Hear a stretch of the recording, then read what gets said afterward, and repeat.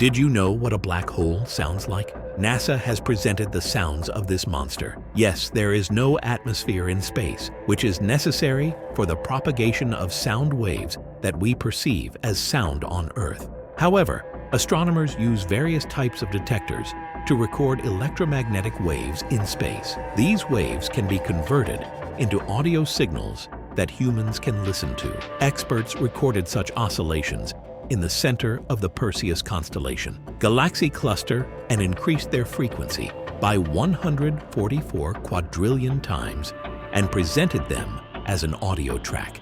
Let's listen to the sound of this monster together.